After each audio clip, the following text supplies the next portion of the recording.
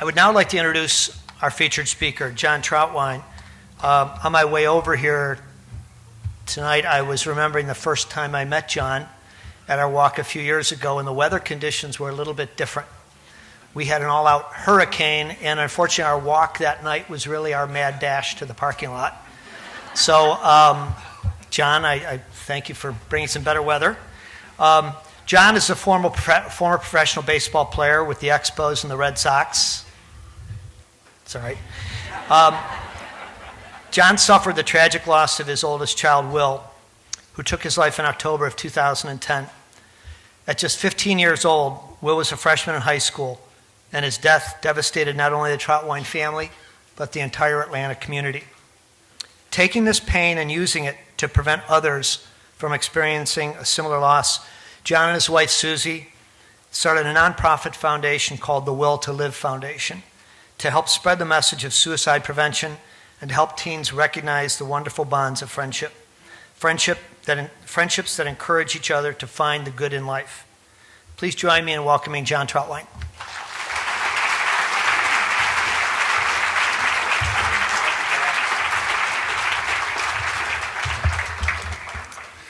All right.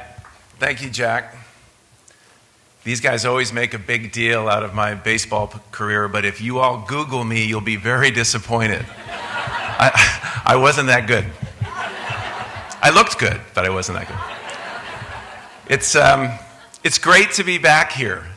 5 years ago, when I was asked to come speak at this event, it was the first time that I had traveled outside of the Atlanta area. At that time, it was the 3-year anniversary of the death of our son, Will.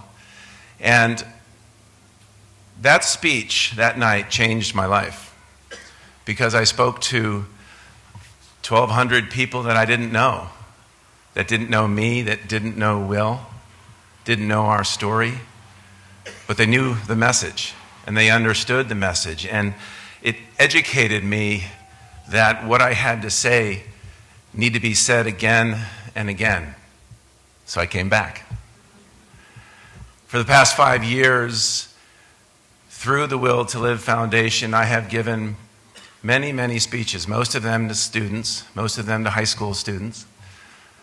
I did have the pleasure of speaking to a huge portion of the student body of Wake Forest University just last Monday. The message is the same. Depression is here. It's real.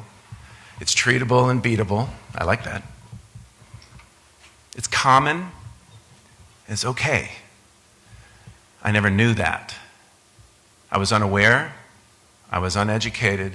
And as a result, my son died. I would not have come to an event like this 8 years ago because I was unaware and I was uneducated on what depression is and what mental illness is.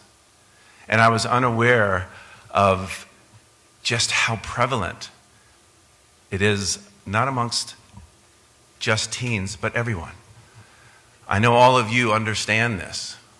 1 in 6 of the teens in your life suffer from depression or some form of diagnosable mental illness. It's treatable, it's beatable, and it's okay. But if someone would have told me that my son Will had depression, I would have been offended. If Will would have told me he had depression, I would have talked him out of it because I'm a good salesman. And depression is a character flaw. Depression is a choice. He just doesn't understand it.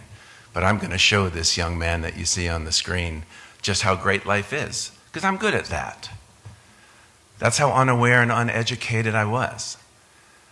And as I became educated and I started to spend time with kids and adults and young adults, I started to realize just how important recognizing the good in life is. And I think this is something that I've really started this year for the Will Live Foundation is the year of the positive focus and trying to help each other find the good that we just can't see. Because if I can help you find the good, it becomes a little bit easier to talk. It becomes a little bit easier to talk about my life because it's these little things that get me through the day. I live day by day, and I've been doing it for 7.5 years. I like myself better. I'm a better dad. I'm a better friend. I'm a better colleague. I'm a better boss. I'm a better employee. That's Will's gift to me. Because I recognize that everybody has a story. And that everybody has sometimes trouble finding that good. And sometimes we need our friends to help show it to us. And I think about the lives of teenagers today, and it's unlike anything that I went through when I was their age. You teenagers have it harder than I did when I was your age. You have it harder than your mom and your dad and your coach and your teachers and your counselors and your youth leaders and your ministers, your choir leaders, your band leaders, your scout leaders. All of the trusted adults in your life did not have it as hard as you do today. And you guys don't hear that very often, do you? And sometimes when I talk to parents, I'll get that look from a dad. Okay, hold on, wait. You're telling me that my son, who drives a car at age 17, his own car, has it harder than I did? I got my first car after college. I walked uphill in the snow with no shoes both ways, right, my whole life. I'll say, keep it coming. Come on, Dad, keep it coming. And then I'll say, did you have this? And he'll say no. And I'll say, I just won. What comes with this, what comes with social media, what comes with the Internet of Things is unlike anything we had to deal with. And it's very difficult being a teenager today, whether it's academic, whether it's athletic, or whether it's social. I went to Northwestern University, one of the finest academic institutions in the land. My wife went to University of Virginia, another great academic institution. Will and I never talked about college. He died when he was 15. But you know what the University of Georgia, a state school in Georgia, said to him? You better get straight A's in a whole bunch of AP classes if you want to get into our school. Which parents here got a whole bunch of straight A's in AP classes when they were in high school? They didn't even have AP classes when I was in high school. And I never said to Will, wow, that's hard, isn't it? I never once said it was hard. I was there. I was positive. Isn't this great, Will? Look at this. This school is so awesome. Look at this auditorium. Look at this football field. Look at these baseball fields. Look at these travel teams you're on. You get to travel. You get to do all of these things that I didn't get to do until I was in college. Isn't this great, Will? Isn't this awesome? I was so positive. I was so motivational and inspirational. It's what I am. I'm a glass half full guy. And with every single word I uttered to my son, the gap got bigger between us because he had something that he didn't understand, because he had something that he didn't know, because he had something that I didn't understand, because he had something that I didn't know, because nobody ever talks about it. That's why I'm here, and that's why I'm so impressed with what goes on here with LifeAct and in this town and in this community, because that video hurts, and this is hard. I stood on the mound of Fenway Park wearing a Red Sox uniform. Guys, I don't make my high school baseball team growing up now. You know why? Because when I was 12, I wouldn't have made the travel team. You know why? Because when I was 12, I was a dork. Oh, and by the way, I got to play 3 sports my whole life. Kids today, dreams are ending at age 10, 11, 12 when they don't make the travel, whatever it is. They're not allowed to play more than one sport because you have to specialize. It is a whole different world, and I never thought about that. I never really looked at what Will was going through all day. It's a completely different ballgame, and who best understands that? Me or his teammates? Me or his friends? Of course it was his friends. Oh, I wish I could have sat them all down and said, guys, you guys are going through this together. And it's so much fun when you do that together. Be there for each other. That choir tonight was beautiful. You know, it takes, nobody can whistle a symphony. It takes a whole orchestra to play it. And what you guys did was you gave each other harmony.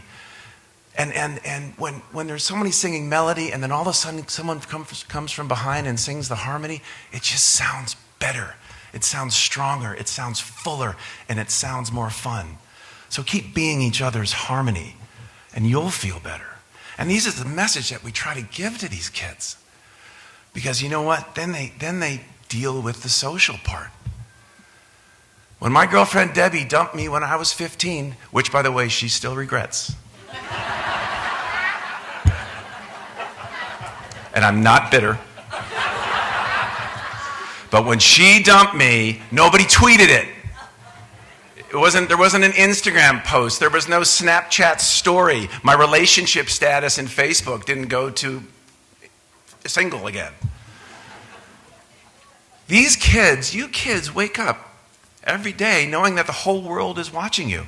They used to ask me, what's the difference between the minor leagues and the major leagues? And I say, it's pretty clear. When I gave up a home run in the minor leagues, all 317 people in the stands knew that I sucked. When I gave up a home run with the Red Sox, oh boy, ESPN, play of the game, 35,000 booing me in unison, and in every single newspaper in the country. Sound familiar? Our kids wake up every day knowing that if they make a mistake, everyone they have ever met in their lives are going to know about it by dinner. I didn't have to deal with that. And all of this time, I'm saying to Will, isn't this great, buddy? Isn't this awesome? Not one time did I ever say, wow, this is hard. This is really hard, buddy. I know you have to do it, but I just want you to know that this sucks. This is really hard. But I'm here. How can I help? But I was so strong in my isn't this great and isn't this wonderful, and I felt like he didn't get me. I never said to him that it's okay to not be okay. And I think that's a message that we all want to give each other tonight. Because we all have a story. And it's hard, guys. It's hard being us. But you know what? It's okay to not be okay. And I wish I would have said that to Will, because I think he might have said, yeah, my dad gets me. And I think maybe I could have then started to show him the good that was in his life. But when his girlfriend broke up with him, I was there, and I said to him, oh, Will, I'm sorry, buddy. You're going to be fine. That happened to me. Debbie Figure broke up with me, and she broke my heart. But you know what? She regrets it now. And look at your mom. She's hot. And I made him laugh. And I was there, and I was a good dad because I couldn't stand to see him not okay. And that's what we parents want for you kids. We don't want you to be not okay. We just want you to be okay. We love you so much, but we're so clueless. But we do love you. And we just want you to be okay. And we know that's hard sometimes. I do remember saying to my dad after I gave up a couple home runs, and he was telling me about all the home runs he gave up. I said, Dad, can I just be miserable for 5 minutes, please? And I wish I would have done that with Will. But I didn't. And when Tommy, his younger brother, 3 years later, when his girlfriend and he were having trouble, I tried to practice what I preach now, and I said, wow, that sucks.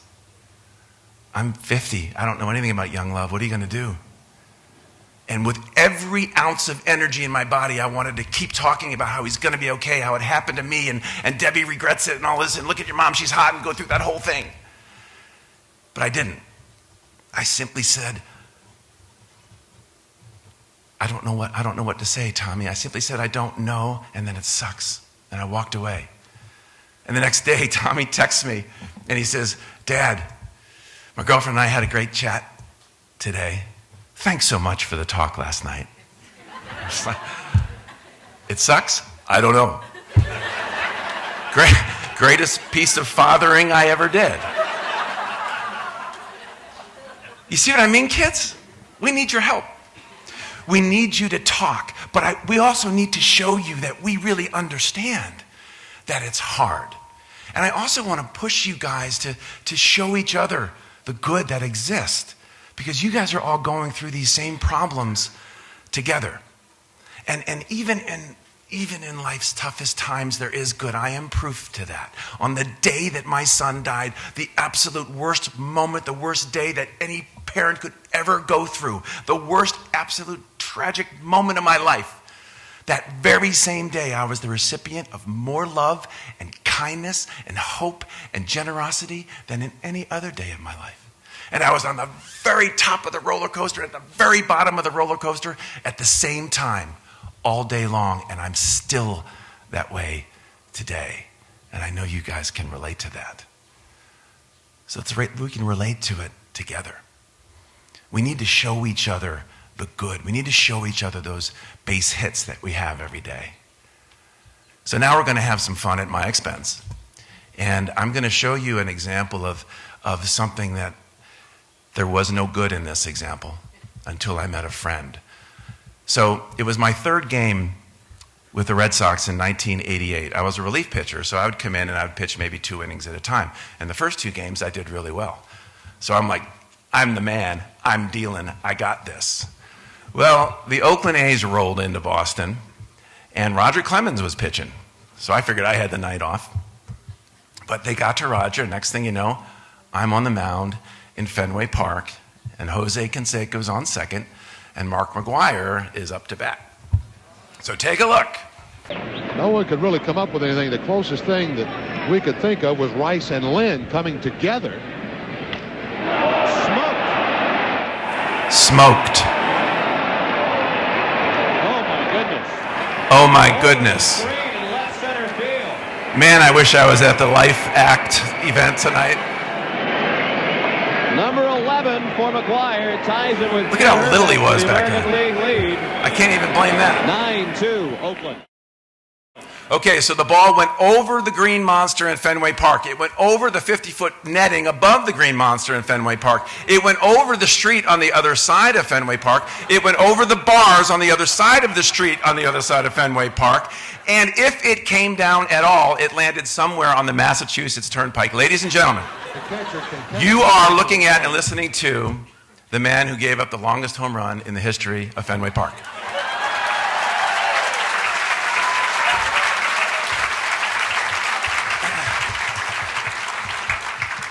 As my kids say, that sucked.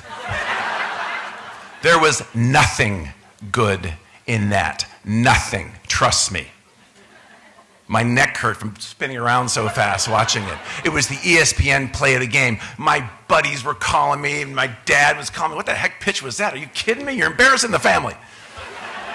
So I'm not happy, right? And the next day in Boston, I have lunch. And it's one of my very, very best friends. His brother was in town, and I had left him and his colleagues tickets to the game. And so we had lunch. And his name was Alan. He's a wonderful guy. I knew him since I was 5 years old. And he knows I'm not happy, right? And he goes, John, I know you're bumming about the home run and everything, but can I ask you a question? I'm like, yeah. He said, is it safe to say that you dreamt about striking somebody out in the big leagues when you were a kid? I'm like, what? He goes, you heard me. I said, yes.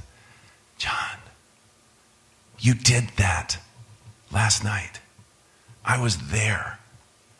I was in the stands, and I saw my younger brother's very best friend, someone who I used to play catch with when he was 5 years old. I saw him in a Red Sox uniform on the mound in Fenway get his very first major league strikeout, and it was awesome. And I was so pumped, and I was so honored and thrilled to be a part of it. I had tears in my eyes, John. That's how happy I was for you. Thank you for giving me that moment. You know what I said to him? I did? I had no idea. I was so focused on the negative in my life that I had missed a lifelong dream. And by the way, it's in my contract. Whenever I show the McGwire home run, I show this strikeout. The farther you're away from it, obviously, the more you have to reach to get to it. Strike 3. All right, sit down, Stan.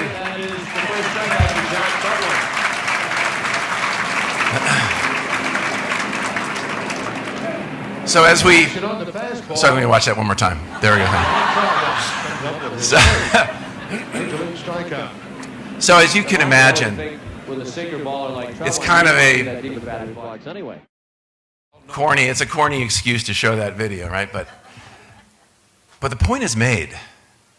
I was so focused on the negative that I had no idea of the good that existed. And I had let the mistake that I had made completely overshadowed a very successful moment. I had let the mistake that I had made completely overshadow something that I dreamed about my whole life. And it took a friend to show it. And I'm telling you, when I gave up that home run, I wasn't thinking there was anything good about that night. But now when I think about it, it was a pretty special evening. I also find it interesting that some 35 years later, the only thing I ever talk about is that McGuire home run. I guess there is good in everything, isn't there? I think you guys understand the point I'm trying to make. We struggle to see the good. And it's so important to be able to see it. And I want you to go even further about it. I want you to learn from the good. That pitch to Mark McGuire was right down the middle, about belt high. It was my way of saying, Merry Christmas, Mark. And my pitching coach said to me, Trautwein, don't throw the ball down the middle to McGuire. Thanks, coach. Brilliant. My teammate, a guy named Wes Gardner, was in the bullpen, and he says, Trout, what was that pitch you struck out Javier on? I said, it was a sinker, low and away. And he goes, that was nasty. You need to throw that a little more often. Your sinker's awesome, Trout. Go with that. Sometimes we forget our successes.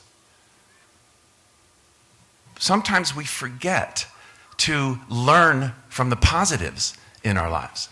And that is something that has really changed since I started this foundation and I started talking to kids about trying to recognize the good, because it is there.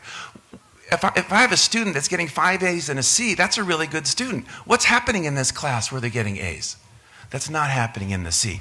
Why does this customer love us, but that customer hates us? What's happening here that's not happening here? We spend a lot of time learning from our mistakes, which we need to do. They're learning opportunities. I get it. But don't leave your best stuff out in the bullpen because you're focusing on the mistakes so much. And I think that's the point here. We all have our positives. You kids do so many things well. I don't want you to be so focused on the mistakes. Learn from both of these things. What is it that I do well? What is it that I love to do? And how can I do it more often? I mean, look at me right now. You are looking at and listening to a guy whose son took his own life 7.5 years ago. I've got a bounce in my step. I'm telling jokes. I'm making people laugh. Figure that one out. But I'm doing something that I'm good at. I'm doing something that I love to do.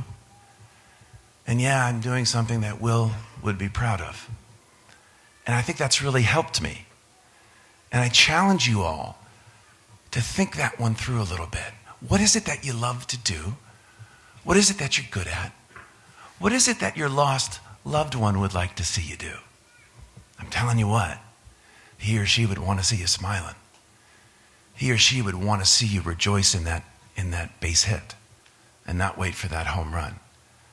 Because if we can do that, if we can find that good, it becomes easier to talk. And the more that we can talk, the more we can learn. And the more we can act and understand the chaos that involves in each one of our lives. And that's been Will's gift to me. He's taught me the power of hope and the power of love in our friends. It's been my friends that carried me through. It was my kids' friends that carried them through. And tonight we carry each other as friends and life teammates. Because I'm telling you what, guys, my book is out there. It's for sale, and all the proceeds are going to LifeAct. It's 88,000 words, and it's the last 2 words that mean the most. And the last 2 words of the book is love heals. It's been 7.5 years for me. And yes, there has been healing. I'll never be totally healed, but there has been healing. But it sure as heck didn't come from time. Time doesn't heal anything. Time has made my hair go gray, my balls got bigger, and my tummy getting a little wider. Love is what heals. And I challenge you guys to look for the love that exists every day in the eyes of our friends, in the eyes of our classmates, you kids, in the eyes of our teammates. If you do that, you can deliver hope. Never underestimate that power of love. And if I can get you all to say I love you a little bit more frequently, then maybe I can also get you all to do something that Will never did and say, hey, I'm struggling. We'll just keep talking about it. But let's start with the I love you. So I want everybody in this room right now to turn to the person next to you and say, I love you, man.